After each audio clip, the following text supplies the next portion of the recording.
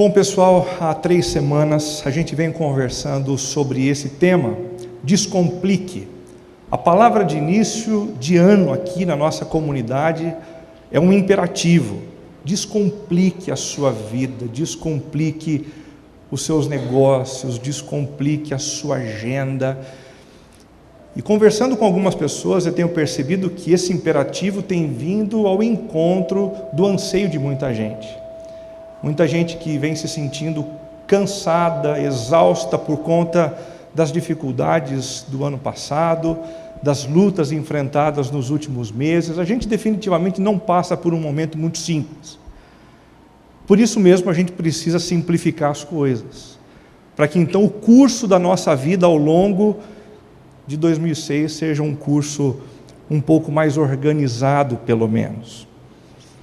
Eu tenho comentado com vocês um texto muito interessante, que é o texto de Eclesiastes 7, 29, que nos leva a entender um pouco do que está acontecendo e da razão que está por trás de muita confusão que a gente enfrenta. Deus fez todos íntegros e honestos, nós é que estragamos tudo. Deus não planejou uma vida complicada para você e para mim, repleta de angústias, de sofrimento. Se a gente tem vivido o que a gente tem vivido, é porque a gente tem contribuído com isso. Quem afirma o mesmo é Martin Luther King, através dessa seguinte frase: para ter inimigos não é preciso declarar guerra, basta dizer o que pensa.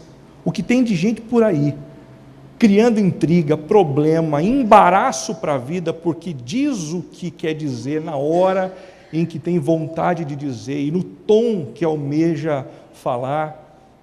É o que Martin Luther King está dizendo. Através de coisas simples nós acabamos complicando o caminho reto que Deus propôs para a gente. Reconhecer que somos profundamente complicados é o primeiro passo para descomplicar.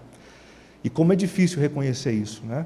No meio de uma discussão dentro de casa, no meio de uma crise no ambiente de trabalho, a gente parar com honestidade, olhar para dentro e dizer assim: tem coisas dentro de mim, na minha maneira de pensar, nos meus valores, nos meus princípios, que tem tornado a minha vida amarrada, truncada, difícil, e eu preciso rever isso. Essa série tem sido um convite para que a gente descomplique as crises, descomplique as agendas, os relacionamentos, as finanças e também a fé. Hoje, de maneira especial, a gente vai conversar sobre o desafio de descomplicar os nossos relacionamentos.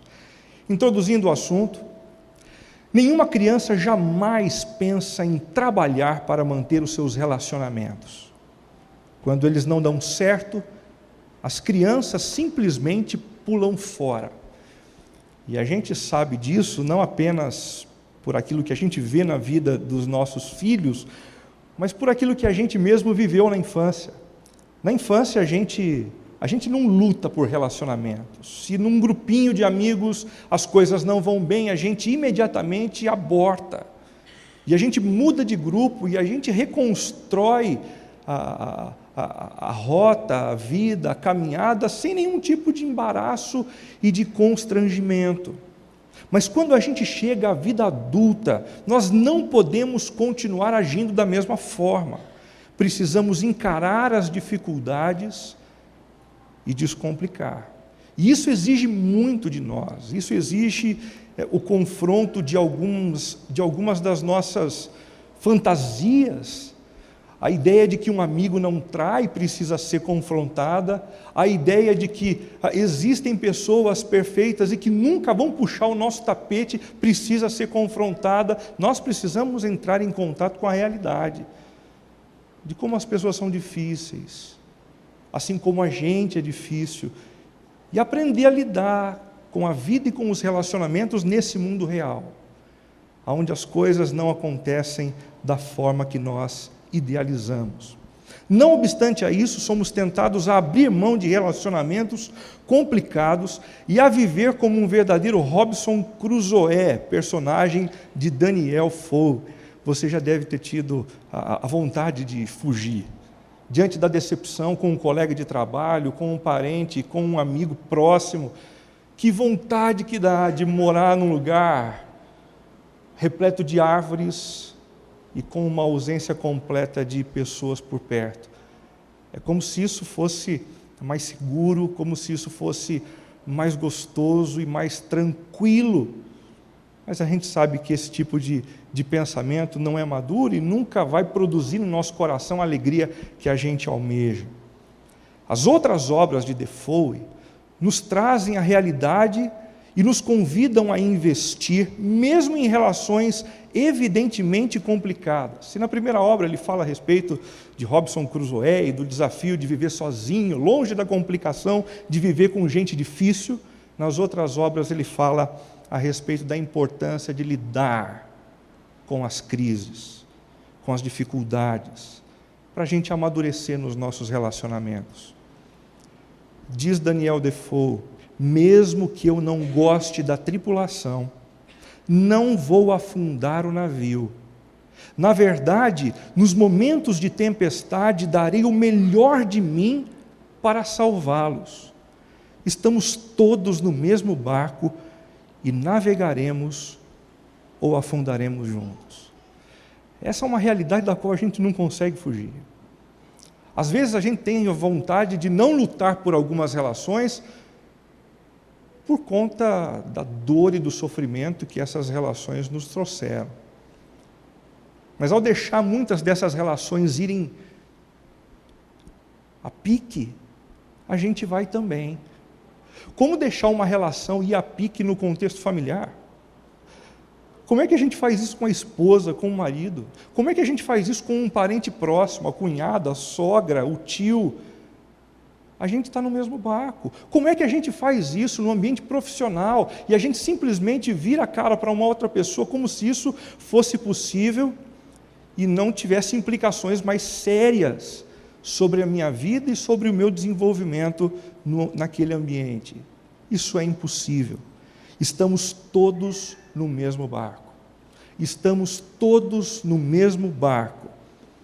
E navegaremos ou afundaremos juntos.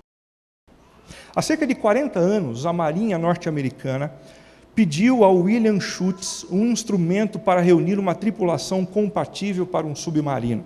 Um submarino enorme estava sendo construído e eles precisavam de um grande número de pessoas. E para evitar constrangimentos e problemas, eles contataram William Schultz e disseram: por favor, nos ajude a pensar numa forma de identificar pessoas que têm afinidade para que possam viver dessa forma dentro de um submarino. Schultz determinou que o comportamento compatível entre as pessoas era percebido primordialmente pelo grau de compatibilidade natural. Em outras palavras, não tem segredo não. Você quer colocar um monte de gente para trabalhar junto no navio? Dá uma olhadinha em como vivem esses marinheiros, esses marujos, essas pessoas que estão na marinha por aí, e se eles se dão bem. Pega os grupos que se dão bem. Pega aquele pessoalzinho que tem compatibilidade, que sai de sexta-feira à noite, que não se relaciona apenas no ambiente profissional, mas tem vida no mundo real também, se divertindo, cruzando com a família um do outro. Certamente vai ter muito mais facilidade. Todos nós possuímos relacionamentos de compatibilidade natural. Todos nós. O que são esses relacionamentos de compatibilidade natural? São relacionamentos que exigem um baixo nível de manutenção. É claro que nessas relações há crise, há problema, há algumas tempestades, mas a manutenção é baixa, muito baixa. Esses relacionamentos, eles nos energizam bastante. Certamente todos nós temos pessoas assim por perto da gente. São aqueles a quem a gente pensa em ligar numa sexta-feira à noite para sair comer uma pizza, para conversar. São pessoas que nos fazem sentir bem, que fazem com que a gente tenha prazer no meio de tanta luta e de tanta adversidade. Mas se você for como a maioria dos mortais,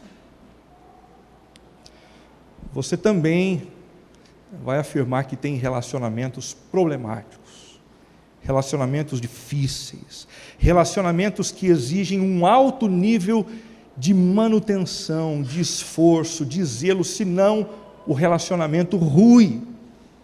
Esses relacionamentos drenam as nossas energias, drenam demais. Um psicólogo, professor da Universidade de Seattle, chamado Les Perrot III, andou investigando um pouquinho essas pessoas que ele chama de pessoas complicadas. Ele, na verdade, chegou a 24 tipos de pessoas que são duras, difíceis de engolir, de se relacionar, e então submeteu essas 24 pessoas a um teste junto aos seus mentoriados. Então ele chegou ao top 5, os 5 tipos de pessoa que tiram a gente do sério e que complicam a nossa vida. O número 1 são os críticos. Os críticos, o número 1 entre aqueles que são considerados chatos e complicados para se conviver. Gente que o tempo todo fica achando o erro, que fica criticando, que fica apontando o que não aconteceu, que nunca celebra as vitórias. Em segundo lugar, as vítimas, aqueles que vivem num verdadeiro estágio de autocomiseração, como se essa apresentação de dó a respeito de si mesmo fosse atrair as pessoas e a amizade dos outros. Não atrai. Todas as vezes que alguém se propõe a apresentar uma imagem doentia, repleta de autocomiseração, isso repele, isso joga a gente para fora. Em terceiro lugar, os pessimistas, negativos, aqueles que só enxergam as impossibilidades, não avançam com os planos.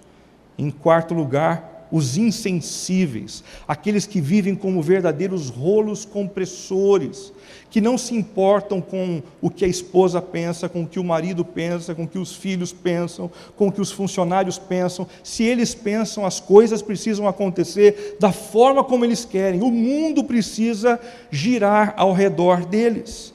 E em quinto lugar, e não menos importante, os fofoqueiros, os falastrões, aqueles que não conseguem segurar um segredo, aqueles que fazem questão de fazer fofoca e tem muito prazer nisso.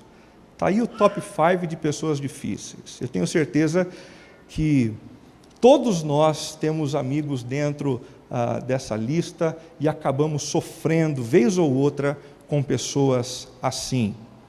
2 perguntas que são necessárias nesse momento. Por que algumas pessoas que me irritam, algumas pessoas me irritam mais do que outras? Existem algumas pessoas que a gente sabe que são complicadas, difíceis, mas não nos irritam tanto. Por que é que algumas nos irritam tanto e outras não?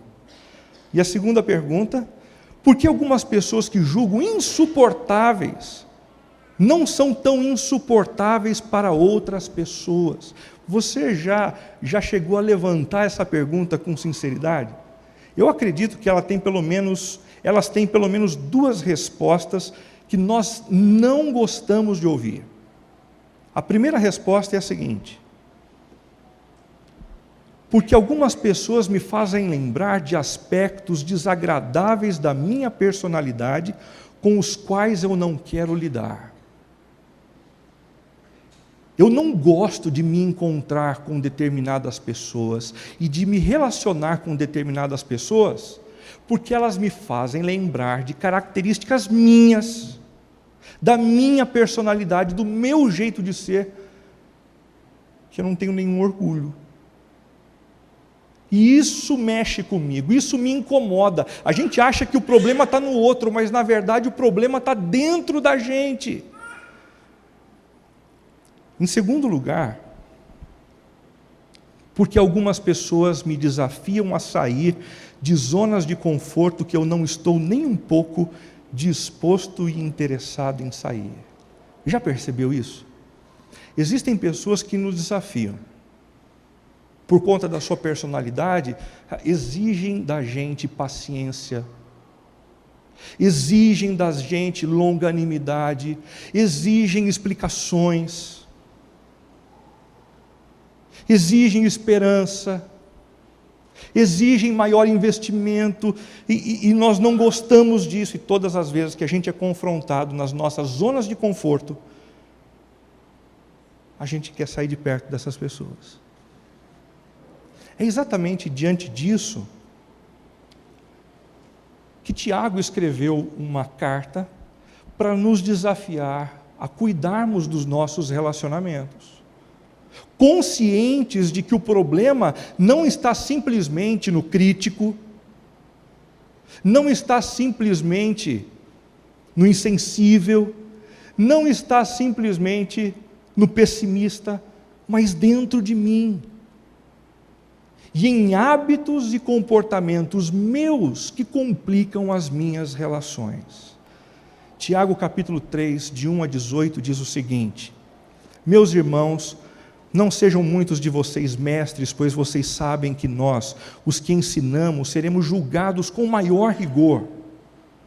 Todos tropeçamos de muitas maneiras. Se alguém não tropeça no falar, tal homem é perfeito, sendo também capaz de dominar todo o seu corpo. Quando colocamos freios na boca dos cavalos, para que eles nos obedeçam, podemos controlar o animal todo. Tomem também como exemplo os navios. Embora sejam tão grandes e impelidos por fortes ventos, são dirigidos por um leme muito pequeno, conforme a vontade do piloto. Semelhantemente, a língua é um pequeno órgão do corpo, mas se vangloria de grandes coisas. Vejam como um grande bosque é incendiado por uma simples fagulha.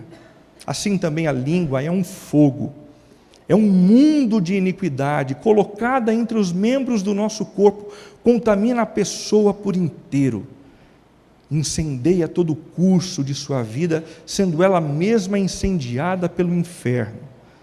Toda espécie de animais, aves, répteis e criaturas do mar doma-se e tem sido domada pela espécie humana. A língua, porém, ninguém consegue domar. É um mal incontrolável, cheio de veneno mortífero.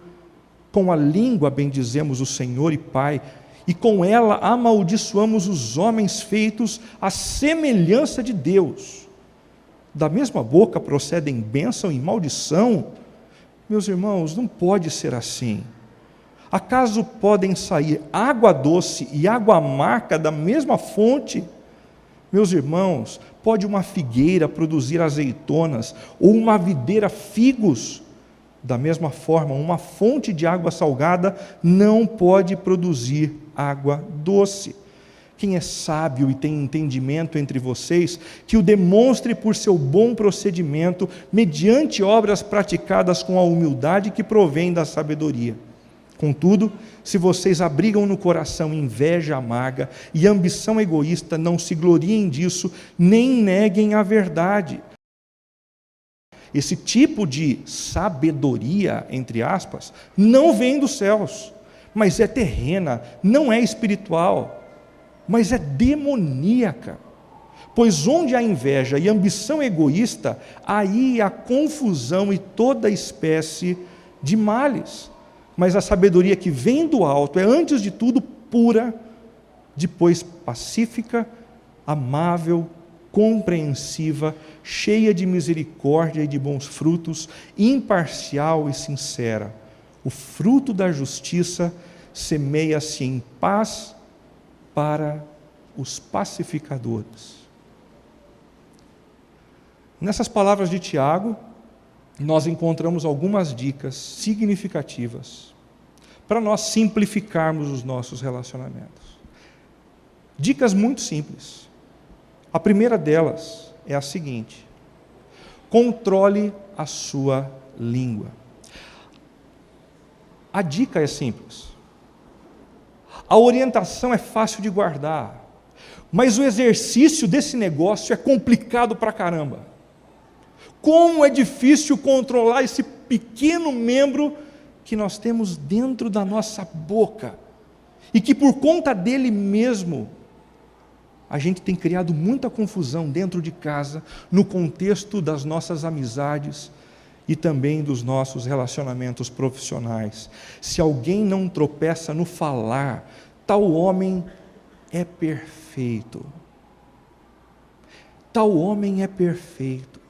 Se ele consegue conter a sua boca, ele consegue também conter os seus movimentos, o seu comportamento. O mais difícil é conter a língua.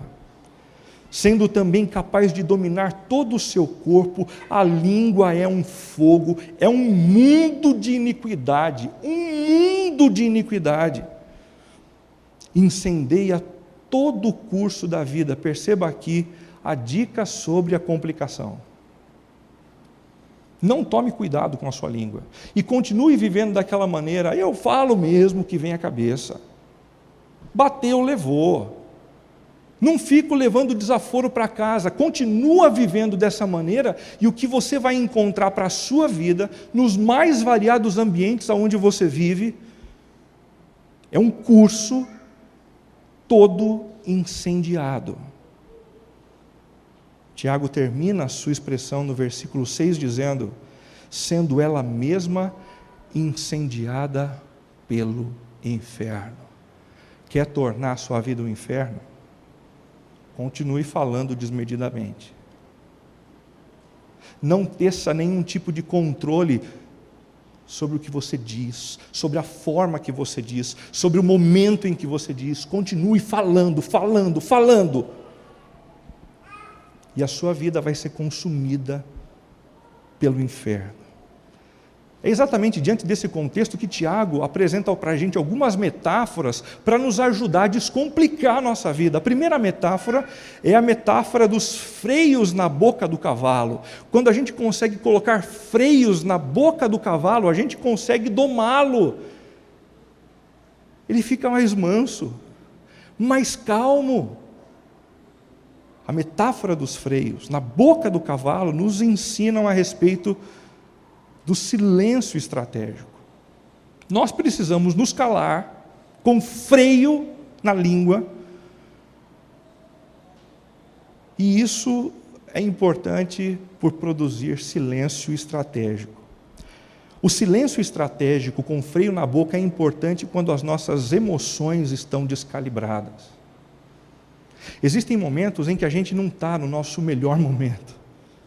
E por que discutir a relação quando a gente está com a cabeça quente?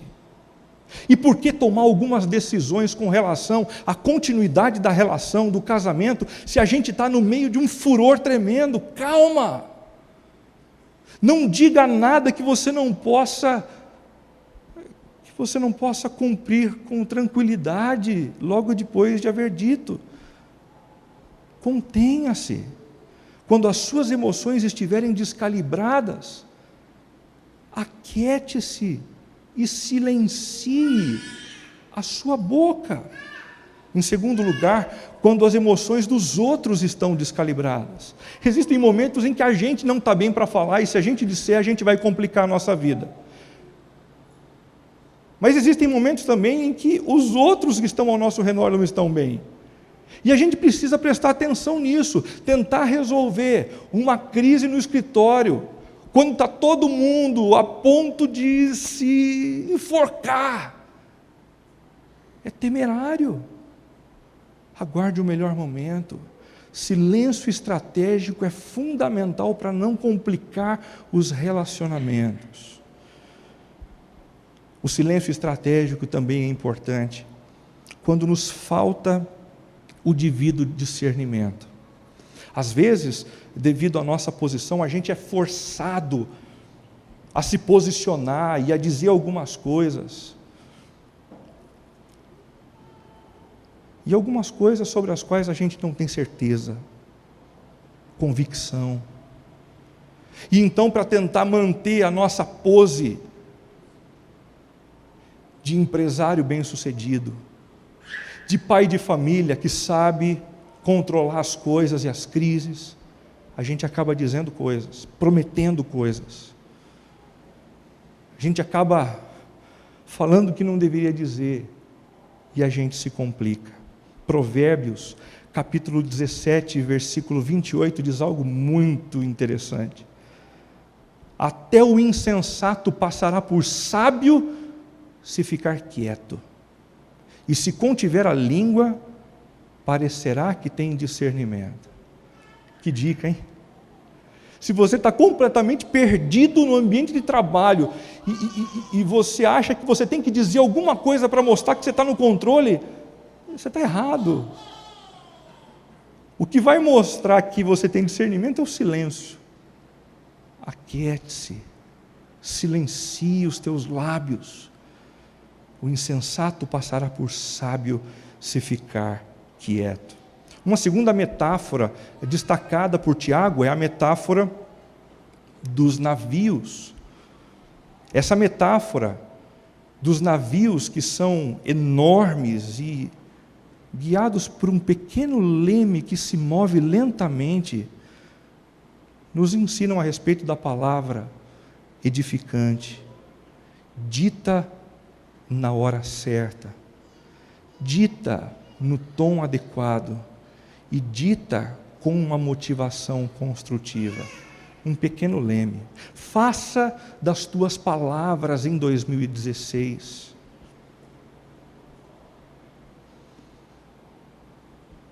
uma fonte de orientação para a sua casa, uma fonte de orientação para os seus amigos, para aqueles que estão ao seu redor. Não se afobe, não se precipite. Provérbios, capítulo 25, versículo 11 diz: a palavra proferida no tempo certo é como frutas de ouro incrustadas numa escultura de prata, são destacáveis, bonitas, memoráveis.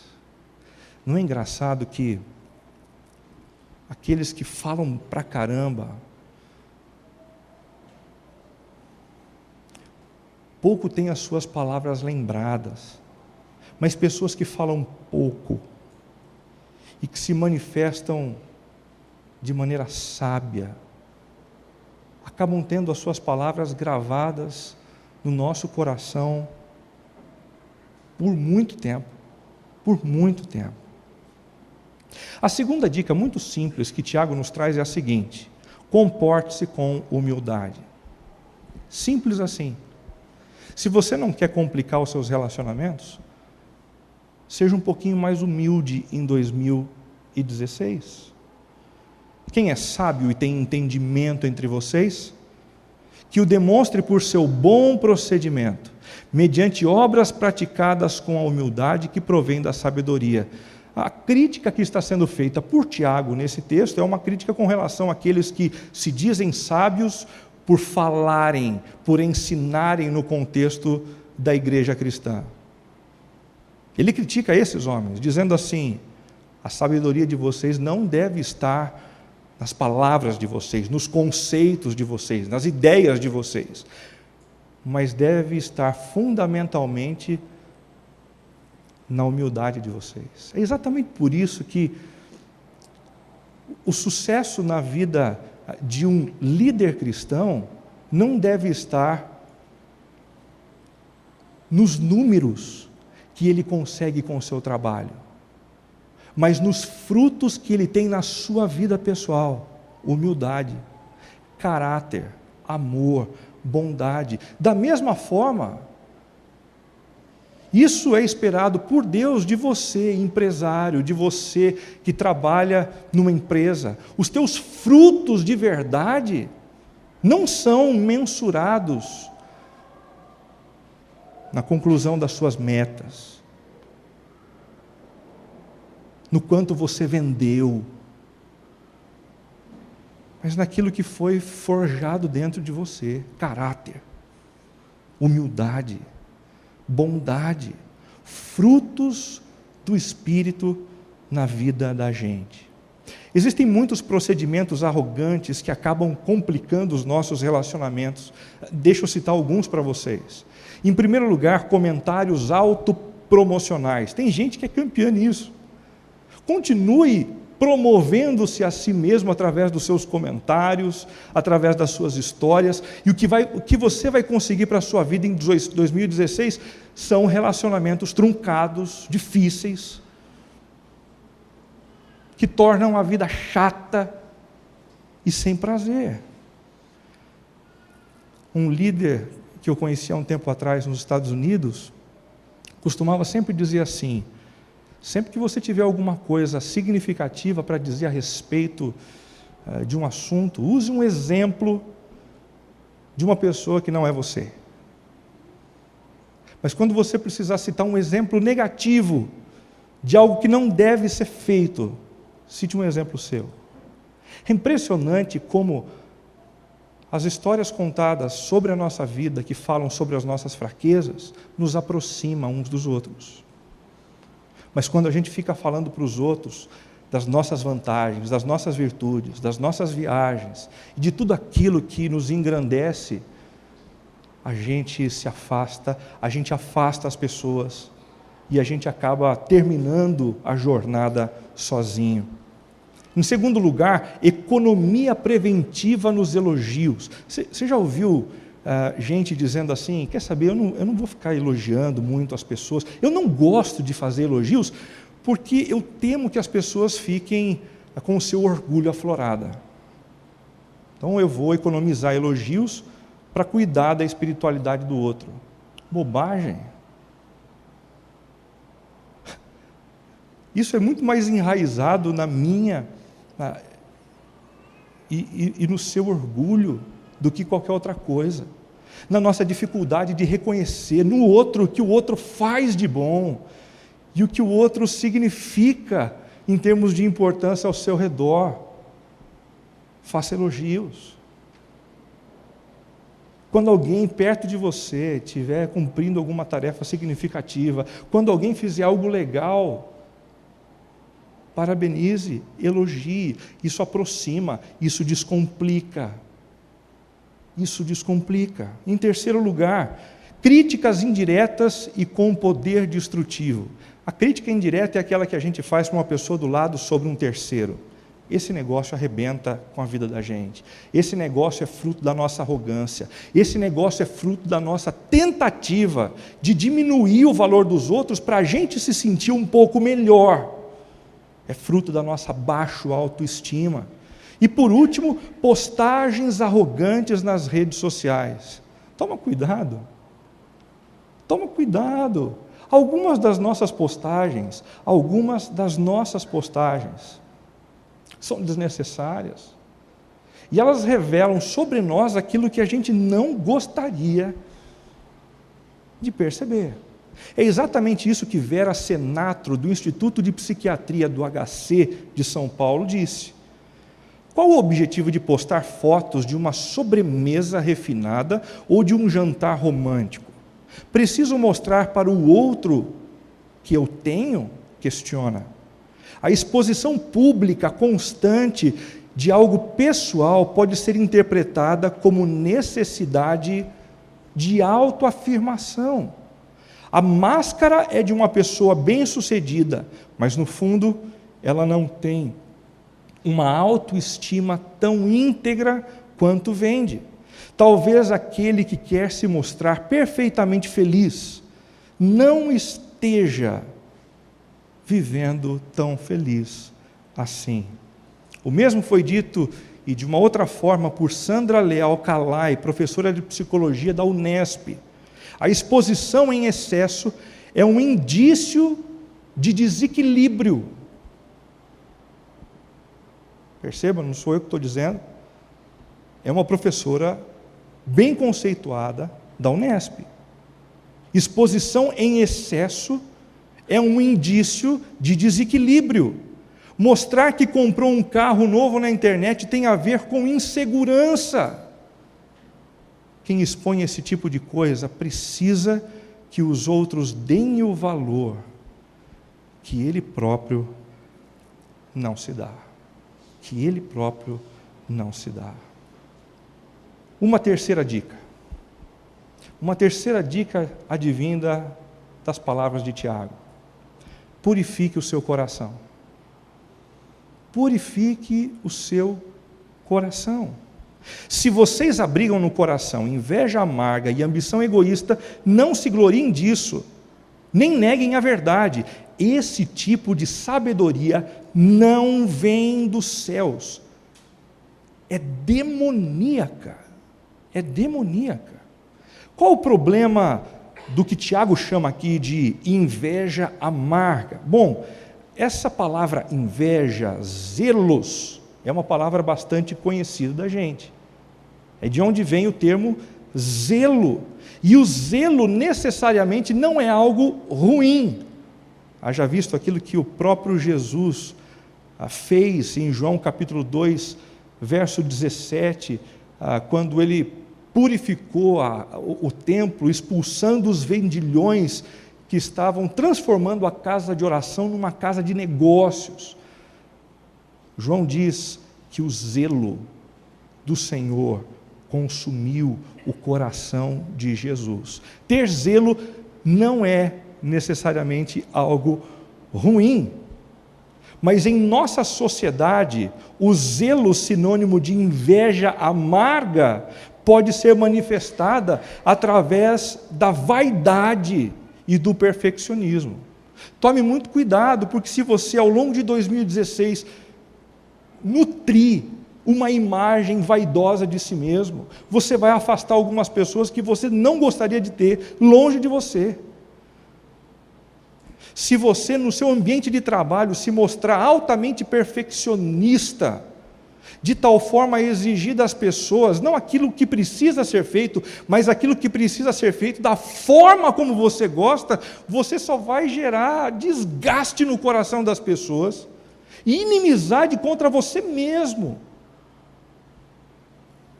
Muitos de nós pais irritamos os nossos filhos porque queremos que eles tenham um padrão de organização semelhante ao nosso. Isso é um problemaço.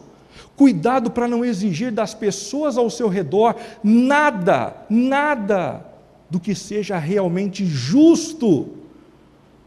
Deixe de lado o seu perfeccionismo, ou deixe o seu perfeccionismo para você, para as suas atividades e para aquilo que diz respeito tão somente ao seu movimento e ao seu contexto.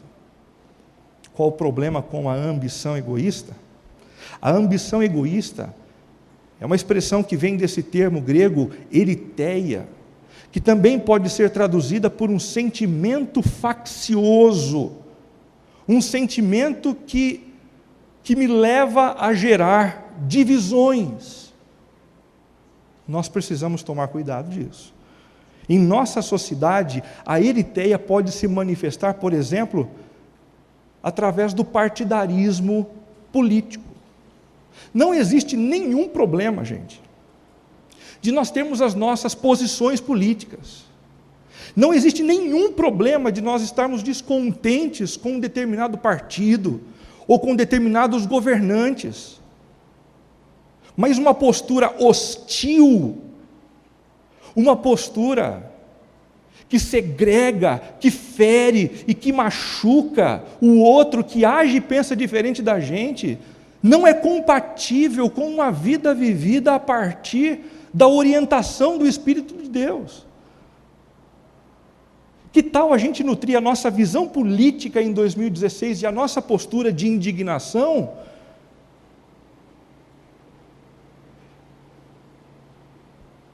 sem chamar de nome de animal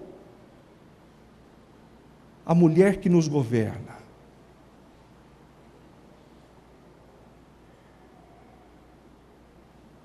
Que tal a gente curtir o nosso esporte,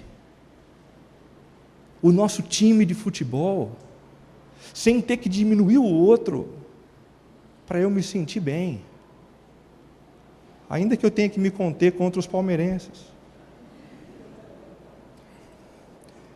Eritheia, espírito faccioso, que gera divisão e oprime o outro. Em último lugar, como descomplicar os nossos relacionamentos? Cultive sabedoria. Simples. Cultive sabedoria. Os versos 17 e 18 dizem assim: mas a sabedoria do alto é, antes de tudo, pura. Pura. O que significa nutrir uma sabedoria pura? Uma sabedoria que não se precipita em ver a maldade. Muitos de nós fomos criados para a inteligência e não para a sabedoria. E por sermos incentivados à inteligência e à perspicácia, achamos que o melhor é sempre perceber a motivação oculta que o outro tem. E o mal que o outro pretende fazer com a gente, porque se a gente antecipar essas coisas, a gente vai conseguir conter o mal que as pessoas vão fazer contra a gente, e então a gente faz antes. Aí Tiago escreve uma carta para a gente dizendo assim: você quer descomplicar os seus relacionamentos? Troque a sua astúcia pela pureza. E comece a exercitar o seu coração da seguinte maneira: nossa, essa pessoa me disse isso. Por que será que ela disse algo tão complicado nesse momento? Será que ela está vivendo uma fase difícil? E eu não estou sabendo, porque ela foi muito insensível comigo. O que será que está acontecendo? Eu preciso descobrir. Eu preciso orar sobre esse assunto. O que é isso? Pureza. Pureza. A sabedoria que vem do alto também é pacífica. Ela não se contenta em ficar com a razão. Você quer ficar com a razão o tempo todo? Quer ficar com a razão? Então faz o seguinte: entre em todas as divididas. Use todos os argumentos. Nunca guarde uma carta muito tempo. Tenha o zap, joga na mesa. Mas você vai acabar sozinho no pódio, coberto de razão, mas sem amigos e sem parentes que tenham vontade de gastar algum tempo com você no final de semana para tomar um café. Em terceiro lugar, a sabedoria que vem do alto é amável. É amável porque ela não se deixa envolver pelo mal. Eu não vou usar as mesmas armas que as pessoas têm usado contra mim. Não! Eu não vou usar dos mesmos expedientes, dos mesmos recursos. Quer saber? Eu vou me deixar conduzir pelo amor que eu tenho provado de Deus na minha vida. Esse amor derramado na minha vida vai ser o meu combustível, vai ser o meu exemplo, vai ser o meu alvo, vai ser o meu presente para quem estiver por perto. Eu não vou revidar mais na mesma moeda. A sabedoria que vem do alto é compreensível. Ela não se define antes de ouvir. Ela não tira conclusões precipitadas, mas ela procura entender o que o outro quer dizer. Pensa comigo, quantas das nossas brigas dentro de casa, briga entre marido e mulher, não seriam evitadas, gente, se a gente se esforçasse um pouquinho para entender o que o outro quer dizer. Esses dias eu estava no carro, aí eu disse: Sibélio, o Rafael não está passando bem, a gente precisa levar o Rafael para o médico, assim que a gente chegar em casa a gente vai fazer isso. E ela disse: não. Eu já não estava nos meus melhores dias. Então voltei para ela e disse assim: Sibeli, para com isso, você está de brincadeira comigo. Eu já falei que ele não está passando bem já há dias, e você não quis me ouvir, agora eu estou falando de novo, e o nosso menino com isso, com aquilo. Ela disse: Renato, eu tentei explicar para você, você não percebeu. O não que eu disse no carro não foi para você. Foi para algo que o Tiago, que estava no banco de trás do carro, tinha pedido. E aí eu fiquei com os meus argumentos todos, as minhas pedras, na minha mão, com uma cara lavada de vergonha. Porque eu fui simplesmente incapaz de parar para ouvir. o que o outro tem para dizer. Ouça um pouquinho mais. Ouça um pouquinho mais. Ela também é cheia de misericórdia, não se deixa amargurar. Em outras palavras, ela perdoa. Você quer descomplicar o seu ano de 2016? Olha para algumas pessoas a quem você precisa perdoar e libere esse perdão de uma vez.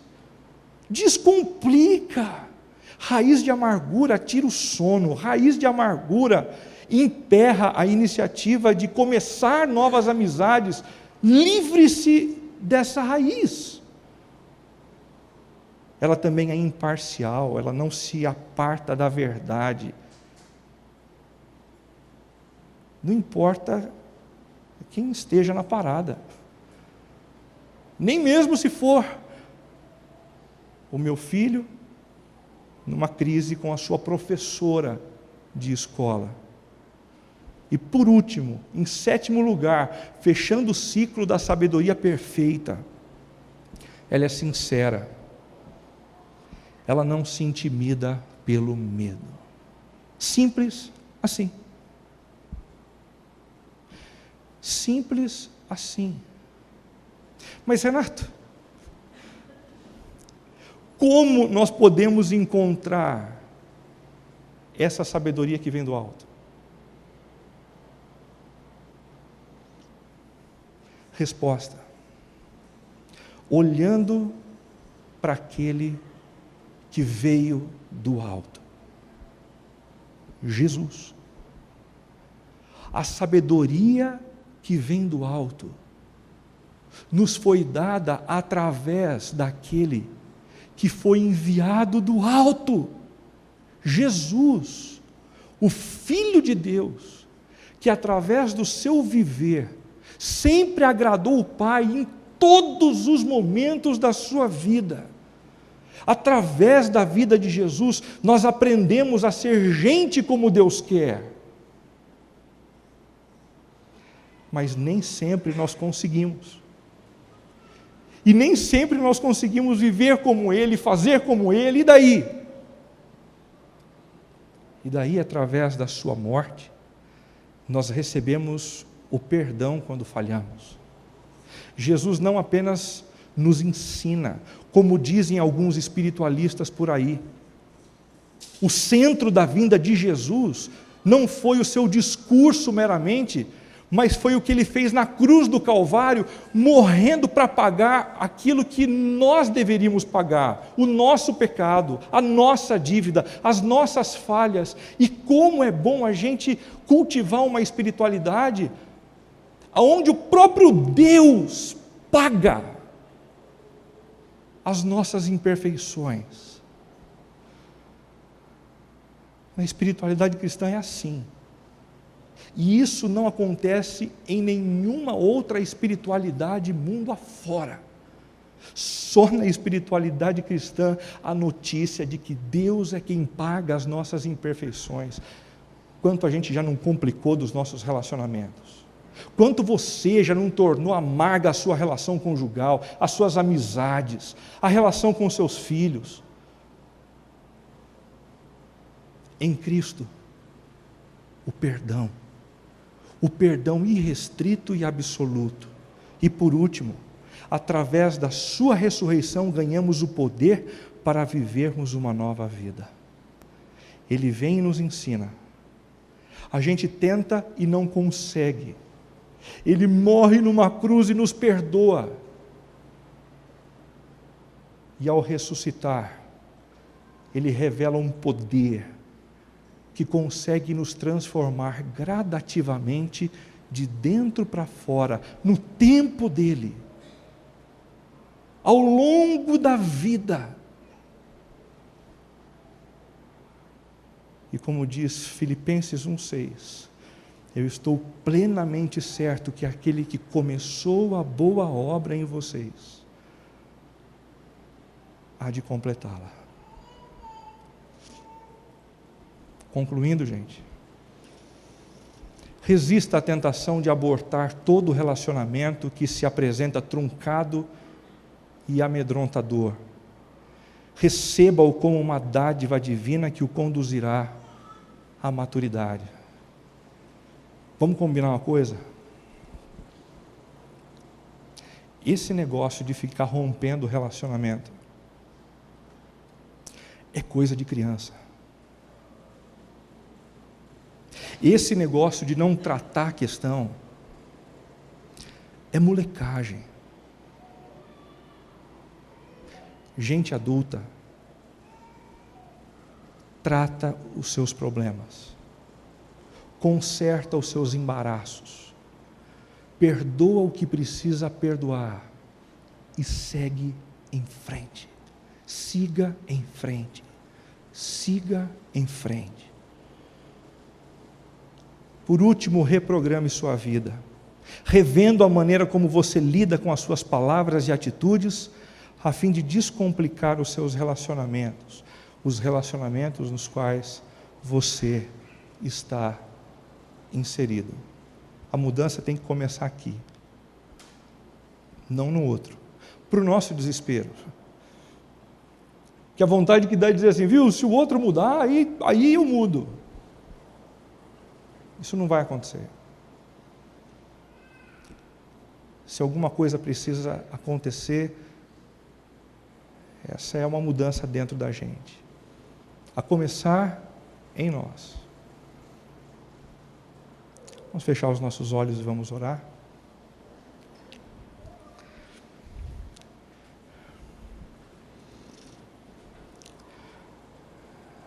Senhor, obrigado por nos dar da sabedoria que vem do alto. Nós pudemos vê-la em Jesus. E o exemplo dele rasgou a história em antes e depois da sua presença aqui. O triste dessa história é que a gente não consegue ser e viver como ele. Mas o bom dessa história é que um dia esse mesmo homem perfeito morreu numa cruz para nos salvar. Obrigado. Obrigado por me perdoar. Obrigado por derramar sobre nós o sangue de Cristo, nos limpando completamente e nos habilitando assim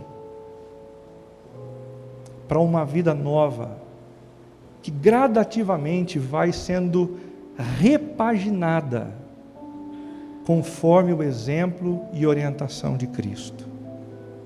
Faz isso comigo, faz isso com a gente aqui, Senhor. Em nome e por amor de Jesus. Amém.